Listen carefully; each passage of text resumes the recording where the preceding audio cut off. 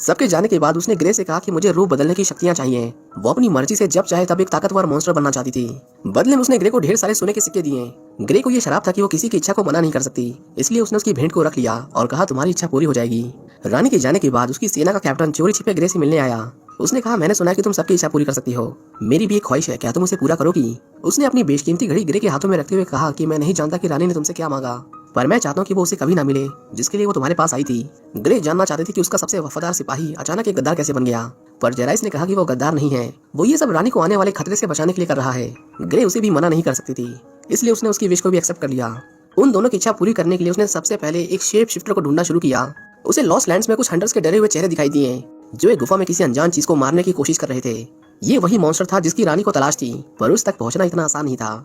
इसके बाद हम राजा को देखते हैं जो किसी अज्ञात बीमारी के कारण धीरे धीरे मौत के मुंह में फिसलता जा रहा था। रानी उससे नफरत करती थी और उसकी सत्ता हड़पने की चाह ने उसके आखिरी दिनों को और भी दर्दनाक बना दिया था। इतना ही नहीं, रानी उसके जिंदा रहते किसी और से प्यार करने लगी थी और वो आदमी कोई और नहीं बल्कि बोयस था। एक दिन उससे मिलने के बाद जब वो महल से जा रहा था तभी गार्ड्स ने उसे पकड़ लिया और उसे अपनी पहचान बताने को कहा, पर नशे में धुत बोयस उन्हें मारकर बड़े आराम से वहाँ से निकल जाता है। ग्रे को एक शिकारी की तलाश थी जो उसके साथ लॉस्ट लैंड्स में चल सके। वो सबसे पहले बोयस के पास आई और उसे कहा कि तुम मेरे लिए काम करोगे, पर बोयस ने कहा कि मैं यहाँ पत्ते खेलने आया हूँ, बात करने नहीं। ग्रे को वही आदमी चाहिए था, इसलिए वो उसके साथ एक बाजी खेलती है। बोयस को लगा कि वो बड़ी आसानी से जीत जाएगा, इसलिए उसने अपने सारे पैसे दांव पर लगा दिए, पर उसका सारा नशा उतर जाता है जब उन पैसों को हार जाता है। उसने पूछा तुम लॉस्ट लैंड्स क्यों जाना चाहती हो, जानती नहीं कि जो वहाँ जाता है कभी वापस नहीं आता। एलिस ने उसे बताया कि वो एक ऐसे आदमी को ढूंढ रही है जो अपना रूप बदल सके और वो वहीं रहता है, तो मेरे पास कोई और ऑप्शन नहीं है। काफी समझाने के बाद आखिर में बॉयस उसके साथ चलने को राजी हो गया, पर जैसे ही वो जाने के लिए मुड़े चर्च के लोगों ने उन पर हमला कर दिया। हम देखते हैं कि एलिस के खून की प्यासी ऐश अभी भी जिंदा थी। उसने बॉयस के 2 मुंहे सांप को काट डाला और अपने लोगों को उसे मारने को कहा। वो दोनों किसी तरह वहां से बच निकले, पर बॉयस अपने पालतू सांप की मौत से बहुत गुस्से में था। वहीं दूसरी ओर हम चर्च के पादरी को देखते हैं जो गुलामों को संदेश देता है कि ये चर्च है जो शहर में शांति कायम रखता है और यहाँ के लोगों की रक्षा करता है। हम ईश्वर के संदेशक हैं जिनका काम है ऐसे लोगों में खौफ डालना जो ईश्वर को नहीं मानता और पाप करता है। जो कोई भी चर्च के नियमों को मानने से इंकार करेगा उसे मौत की सजा दी जाएगी। कुछ देर बाद वहाँ ऐश आती है। पादरी ने उसे कहा कि उस जादूगरनी की वजह से लोगों में हिम्मत बढ़ती जा रही है, उनके अंदर अब हमारा खौफ नहीं है जो कभी भी विद्रोह में बदल सकता है। उसने उस दिन तुम्हें जिंदा छोड़कर सबके सामने चर्च को शर्मिंदा किया, इसलिए वो किसी भी हालत में नहीं बचनी चाहिए। वहीं दूसरी ओर हम बॉयस को देखते हैं जो अपने लिए एक नया सांप ढूंढ रहा था। उसे उसकी पसंद का सांप तो नहीं मिला, पर ग्रे ने उसकी खराब बंदूक जरूर ठीक कर दी। कल के सफर के लिए उन्हें आराम की जरूरत थी, इसलिए वो सो जाते हैं। देर रात को जब ग्रे की आंख खुलती है तो वो पाती है कि बॉयस ने उसे वहाँ रेंग रहे एक जहरीले बिच्छू से बचाया था। उसने कहा तुम मर गई तो मेरा नुकसान हो जाएगा और मैं ये होने नहीं दूंगा। अगले रोज वो दोनों ट्रेडिंग पोस्ट पर पहुंचते हैं जहाँ बॉयस के पुराने दोस्त रहा करते थे। उन्होंने उनका खुले दिल से स्वागत किया और आज की रात वो वहीं काटने वाले थे। बॉयस कहता है कि हमें जल्दी पहुंचने के लिए ट्रेन ट्रैक से जाना होगा, पर वहाँ बहुत खतरा है। तभी वहाँ उसकी दोस्त मारा आ जाती है और वो उसे अपने साथ चलने को कहती है। उसने पूछा तुम्हारे सफर में वो लड़की कौन है, तुम उसे पसंद करते हो? बॉयस ने कहा नहीं, मैं बस उसके लिए काम करता हूँ। वो किसी खास चीज की खोज कर रही है जो बहुत खतरनाक है। अगली सुबह वो मारा को अलविदा कहता है और वो फिर से सफर के लिए रवाना हो जाते हैं। वहीं दूसरी ओर ऐश अभी उनका पीछा कर रही थी। जब क्वीन को पता चला कि चर्च ने अपने लोगों को जादूगरनी को मारने के लिए भेजा है तो उसने पूछा कि तुमने किससे कहकर उसे उनके पीछे भेजा। उन लोगों की यहाँ जरूरत है, लोग धीरे धीरे हमारे काबू से बाहर निकलते जा रहे हैं। उसकी बातें सुनकर पादरी समझ गया कि उसने जादूगरनी से जरूर कोई इच्छा मांगी है, पर वो राजा के जिंदा रहते उसे कुछ नहीं कह सकता था। उसने मेलान से कहा कि शहर में अफवाह है कि आप बांझ हैं, बाहर सभी को लगता है कि साम्राज्य का कोई दावेदार नहीं है। पर रानी ने इन अफवाह को तुरंत खारिज करते हुए कहा कि ऐसा नहीं है, राजा की पीढ़ी का एक वंश है और वो ही अगला राजा बनेगा। पादरी राजा के जाने के बाद सब कुछ हड़पने की चाह में उस जादूगरनी को जल्द से जल्द मारने के लिए कहता है ताकि रानी की इच्छा कभी पूरी ना हो सके। ऐश जल्द ही ट्रेडिंग पोस्ट पर पहुंची और उन्होंने मारा से बॉयस का पता पूछा। सब कुछ जानने के बाद भी उन्होंने उसके पिता को जलाकर मार डाला और उसे अपने साथ ले गए। वहीं दूसरी ओर बॉयस अपने दोस्त साइरस के पास पहुंचता है जो एक सिल्वर कॉइन के बदले राहगीरों को घाटी के दूसरी ओर पहुंचाने का काम किया करता था। वहां का सन्नाटा देखकर बॉयस ने साइरस को आवाज लगाई, पर उसे सामने से कोई जवाब नहीं आया। अंदर आकर उन्होंने देखा कि साइरस की बॉडी रस्सी से झूल रही थी। ग्रे तुरंत समझ जाती है कि उनसे पहले यहाँ कोई आया था। इससे पहले वो खतरे को भांप पाते ऐश के लोग उन्हें चारों तरफ से घेर लेते हैं। इस बार सभी ने अपनी आंखों पर चश्मे पहन रखे थे जिसकी वजह से ग्रे उन पर अपने जादू का इस्तेमाल नहीं कर पाती। ऐश ने कहा उसे हमारे हवाले कर दो, उसके ऊपर अच्छा इनाम है, पर बॉयस अपने वसूलों का पक्का था। उसने कहा पहले पैसे इसने दिए थे, इसलिए फिलहाल मैं इसके लिए काम कर रहा हूँ, तो अफसोस मैं ये नहीं कर सकता। ऐश जानती थी कि ऐसा होगा, इसलिए उसने अपनी दूसरी चाल चली। बॉयस देखता है कि मारा उनके कब्जे में थी।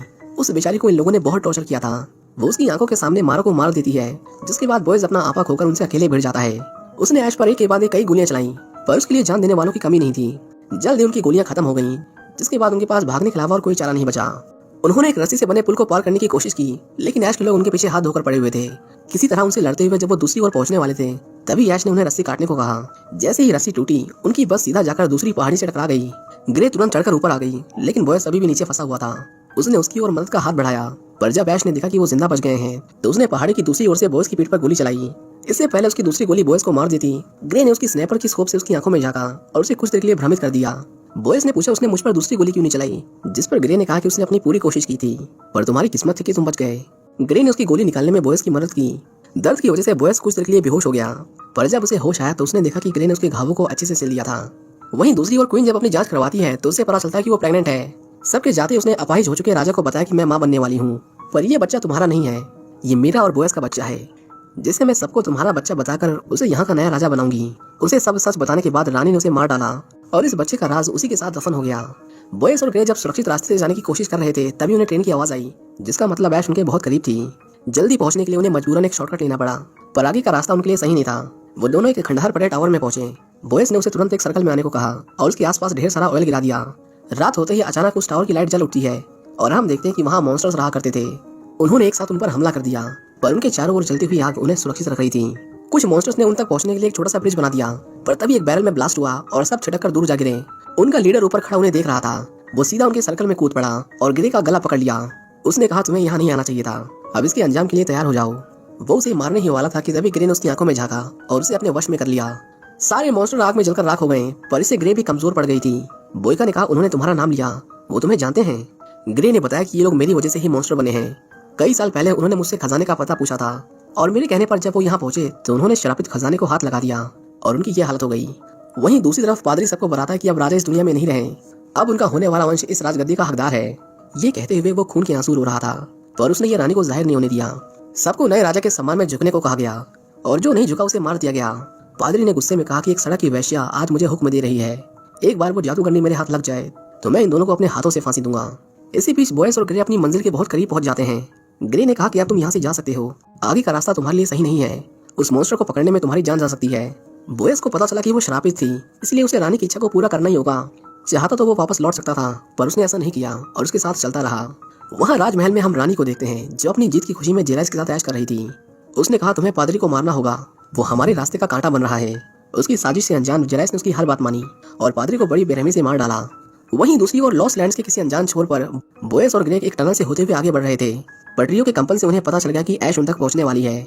जैसे ही उनकी ट्रेन टनल में पहुंची, ऐश ने ग्रे को देखा जो घबराई हुई पटरी पर खड़ी थी। उसे कुचलने के लिए उसने तुरंत अपने लोगों को स्पीड बढ़ाने को कहा, पर वो इस बात से अनजान थी कि ये सब बॉयस के शातिर प्लान का हिस्सा था। जैसे ही ट्रेन टनल से निकली, ऐश ने देखा कि आगे की पटरियां टूटी हुई थी। उनकी ट्रेन सीधा खाई में गिर गई और उसमें सवार सभी लोग मारे गए। अमावस्या की रात करीब थी, इसलिए उन्होंने जरा भी देर न करते हुए आगे बढ़ने का फैसला किया।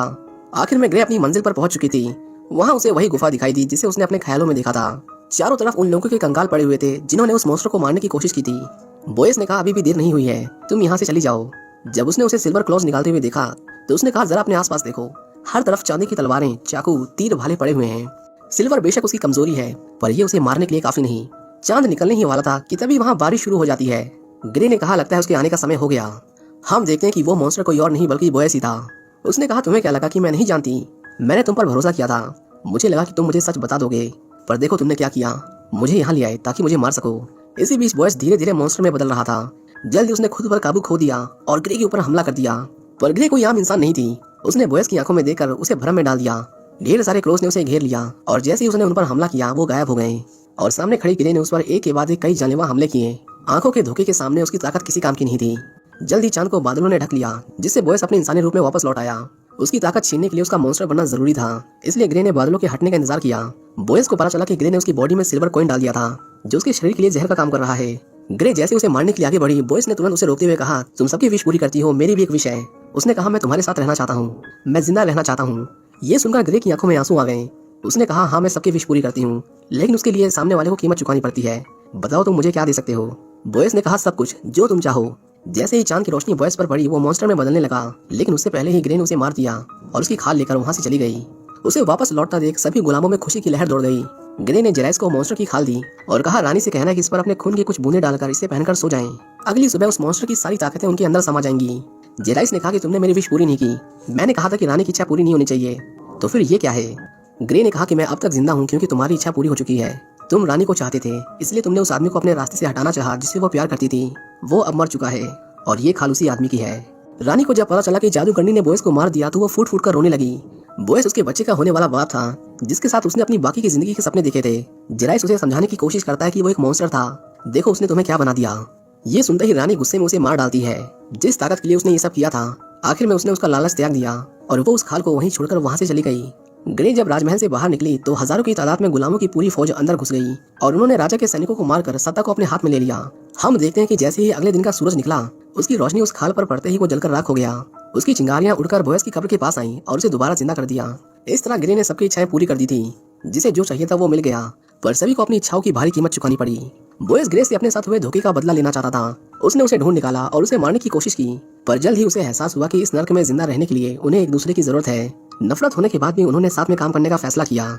आखिर में हमें उन्हें लॉस्ट लैंड की सबसे खतरनाक जगहों पर एक साथ जाते हुए दिखाया जाता है। और इसी के साथ ये मूवी यहीं